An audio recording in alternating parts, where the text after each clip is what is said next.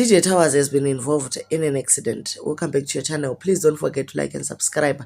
He actually posted a video achiratidza his car damaged at he was involved in an accident as a hasiri driver. It was the young brother at hafi zvokumhanya asi chikumbiro chake chikuru ndechekuti vakuru vamuonewo vampewo mari yekuti agadzirisawo mota yake kana zvichigona vamugonewo kumupawo chero GD6 since he was very involved pamacampaigns. Vamwe vakomana vakapawo marange rover iye haana chaakawana saka ari kungoti pafiti yangu iyoyi ndigadzirisireiwo guys.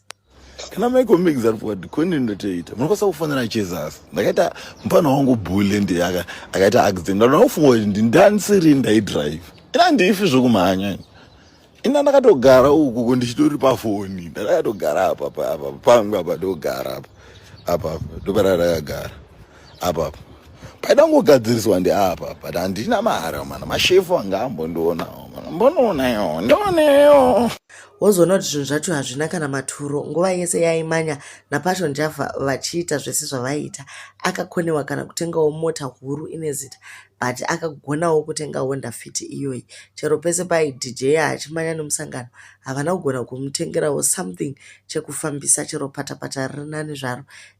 Ndo zvazvinoita izvi sezvakambotagwa paya natsenengamu kuti unogona kungotsengwa wozongopfirwa sebubblegum weyo mukomana.